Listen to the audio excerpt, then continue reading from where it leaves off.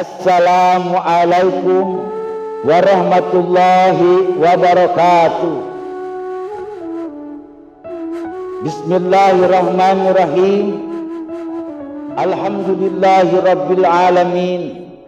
Wa bihi nasta'inu ala umuri dunya waddin. Wa alihi wa sahbihi ajma'in. Allahumma salli ala Sayyidina Muhammad wa ala ali Sayyidina Muhammad amma ba'd. Baiklah hadirin, usikum ibadallah wa iyaya bitaqwallah faqad fazal muttaqun.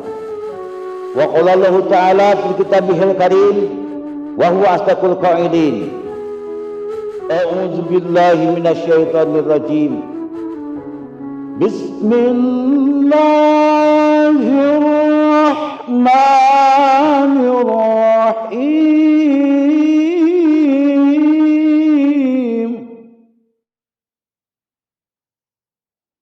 Inna fi khalqis samawati wal ardi wa ikhtilafil laili wan nahar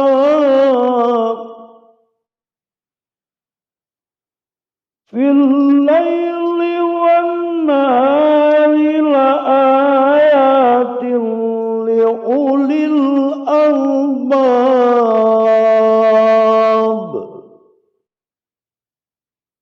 alladzina yadhkuruna Allaha qiyaman wa qu'udan wa 'ala junubihim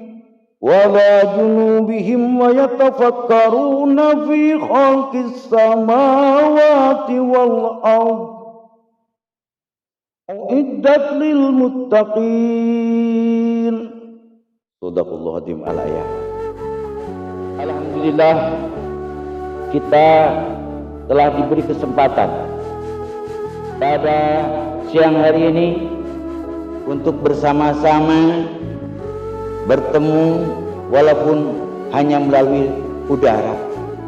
Alhamdulillah, kita diberi nikmat sehat yang tiada taraknya sehingga kita dapat bersama-sama dan bersilaturahim. Jemaah sekalian yang saya cintai, di sini akan sedikit membahas tentang kebersihan.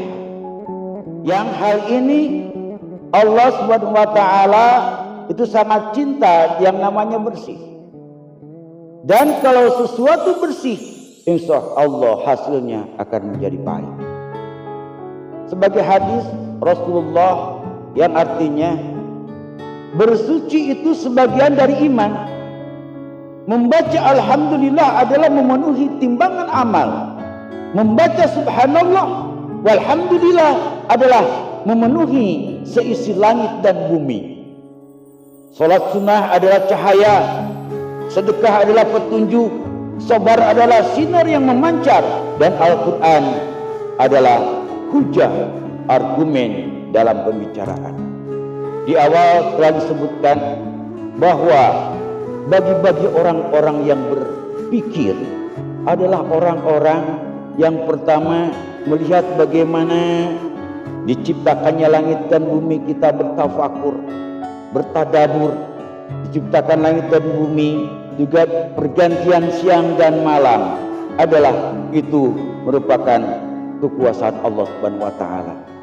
Dan ini adalah merupakan tuntunan atau PR bagi kita sebagai orang-orang ciptaan Allah Subhanahu wa taala untuk menjadi orang yang berpikir atas kekuasaan Allah. Kebersihan juga merupakan sesuatu yang sangat penting yang telah tadi sampaikan melalui hadis Rasulullah SAW. Setiap manusia pada waktu pagi hari hakikatnya harus memperjualbelikan dirinya. Ada kalanya ia laba atau selamat dari maksiat, dan ada kalanya rugi terseret maksiat sebagaimana hadis riwayat Muslim. Dan inilah bentuk dari orang-orang amalan orang-orang yang berpikir atas kekuasaan Allah Subhanahu wa taala. Dari hadis di atas dapat diartikan jika kebersihan adalah bagian dari iman. An-nadhafatu minal iman. Jadi tidak dikatakan beriman bagi seorang muslim jika dia tidak peduli tentang kebersihan. Selain itu, kebersihan perintah Allah Subhanahu wa taala tentang bersuci juga jelas.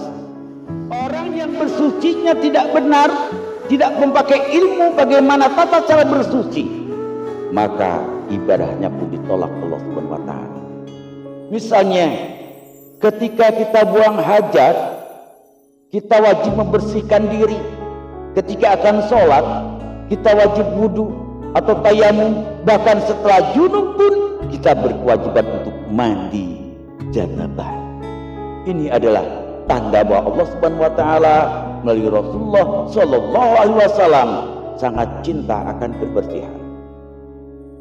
Hadirin rahimakumullah, semua itu dapat diartikan jika bersuci adalah termasuk menjaga kebersihan, dan kebersihan termasuk perintah dari Allah Subhanahu wa taala. Dan melaksanakan perintahnya adalah bagian dari iman kita kepada Allah Subhanahu wa taala. Jika kita tidak melaksanakan perintahnya, berarti kita bukan termasuk hambanya yang beriman dan bertakwa. Saudara-saudara yang saya cintai, Allah menciptakan air di dunia ini sudah pasti ada sebab dan fungsinya, yaitu untuk membersihkan diri.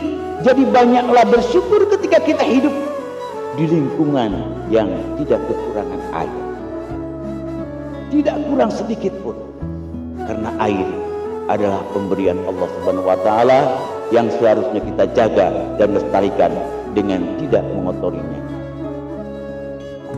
Saudara-saudara yang berbahagia, bagaimanalah kita sengsaranya ketika kita kehabisan air. Asbabnya adalah kita tidak bisa menjaga lingkungan hidup, misalnya hutan-hutan ditebang sehingga sumber-sumber air, makanya malapetaka itu bukan dari Allah Subhanahu wa taala, tapi karena perbuatan kita sendiri sebagai orang-orang yang berpikir tidak mempaparkan pikiran kita untuk membesarkan kebesaran Allah Subhanahu wa taala. Sekian bojangan sedikit dari saya tentang kebersihan. Mudah-mudahan memberikan segudang manfaat bagi saudara sekalian, bahwa mari sama-sama kita menjaga kebersihan lingkungan kita, kebersihan diri kita, dan kebersihan jasmani rohani kita. Mudah-mudahan dengan hidup bersih Allah Subhanahu wa taala mencintai kita. Jagalah hati, jangan kau kotori, karena hati yang kotor akan menghasilkan sesuatu yang kurang baik untuk kita semua. Billahi taufiq wal hidayah. Wassalamualaikum warahmatullahi wabarakatuh.